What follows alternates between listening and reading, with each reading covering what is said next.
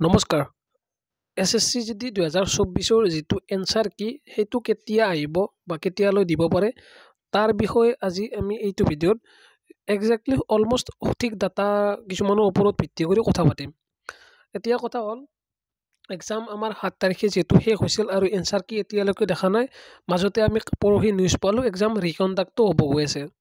তো তেনে ক্ষেত্ৰত এতিয়া এনসাৰ কি ৰিলেটেড বহুত কুৱেশ্যনছ আমাৰ মনত থাকে যে কেতিয়া আহিব, বহুত লেট হ'ব নেকি তেনেকুৱা ধৰণৰ। এতিয়া কিছু আমি ইম্পৰ্টেণ্ট যদি কথা পাতো এইটো হ'ল লিংক, যিটো মই লিংক আমি শ্বেয়াৰ কৰিছিলোঁ। আমি যি এক্সাম শেষ হোৱাৰ পিছদিনা 8 তাৰিখে আমি এটা লিংক পাইছিলোঁ য'ত আমি ক্লিক কৰিলে আৰু নিজৰ ডেট অফ বাৰ্থ আৰু ৰোল নম্বৰ যদি আমি এণ্টাৰ কৰোঁ তাত আমি নিজৰ নামবিলাক শ্ব' কৰিছিল। সেইটো আমাৰ এনসাৰ কি লিংক আছিল যিটো আমি 8 তাৰিখে পাইছিলোঁ আৰু আমি সেইটোৰ পৰা অনুমান কৰিছিলোঁ যে অতি সোনকালে এনসাৰ কি আহিব। কিন্তু এনসাৰ কি কালিলৈ পৰহিলৈ নাহিল আৰু নাহিলে এক্সাম ৰিকণ্ডাক্ট হৈ গ'ল কিছুমান চিফ্টত টেকনিকেল এৰৰ বাবে, যিবিলাক মানে খেলি মেলি হৈছিল চেণ্টাৰত। তো সেই লিংকটোৱে এইটো যিটো লিংক আমি পাইছিলোঁ 8 তাৰিখে, সেই লিংকটোত যদি আমি আজি ক্লিক কৰোঁ, এতিয়া ক্লিক কৰোঁ, আমি কি পাম? আমি পাম তাত লিখা আছে যে the login to form will be available only between 11/3/2024 10 hours to 21/3/2024 মানে 11 তাৰিখৰ পৰা 21 তাৰিখলৈকে এই লগইন পেজটো আছিল। তো এইটোৰ পৰা এইটো প্ৰমাণ মানে হয় যে এনসাৰ কি আমাৰ 11 তাৰিখে আহিল হয় যদি এক্সামৰ এই টেকনিকেল এৰৰ্ছবিলাক নহ'ল হয়। এনসাৰ কি আমাৰ 11 তাৰিখে আহিল হয় আৰু 21 তাৰিখলৈকে আমি 10 দিনৰ ভিতৰত আমি এনসাৰ কি চাব পাৰিলোঁ, মানে 10 দিন এক্টিভ থাকিল হয় লিংকটো।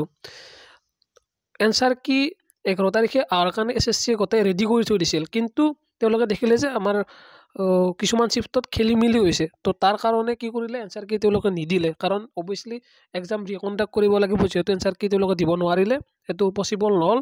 তাৰ বাবে কি হ'ল, এনসাৰ কিটোৰ মানে বন্ধ হৈ থাকিল আৰু এক্সাম ৰিকণ্ডাক্টৰ নটিচ আহি গ'ল।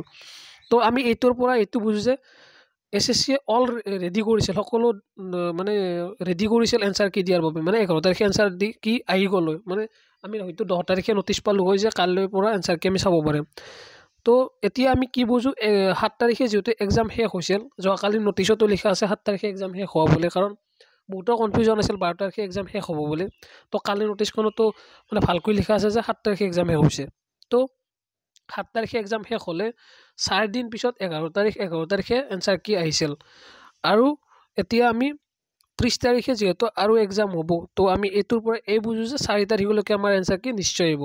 তো 100% আমি এনসাৰ কি আমাৰ 4 পৰা 5 তাৰিখৰ ভিতৰত, 4 বা 5 তাৰিখৰ ভিতৰত আমি চাব পাৰিম এবাৰ আমাৰ এনসাৰ কিখন, যদি সকলো ঠিকে থাকে। আই হোপ আকৌ বেছি ডিলে হ'ব নালাগে, আমি 4 বা 5 তাৰিখত এনসাৰ কি নিশ্চয় চাব পাম। বাকী আজিৰ ভিডিঅ'টো এইখিনিতে আমি সমাপ্ত কৰিলোঁ। আপকামিং টাইমত আমি আৰু বহুত ইম্পৰ্টেণ্ট কথা আলোচনা কৰিম। তো ষ্টে টিউনড। ধন্যবাদ। জয় অসম।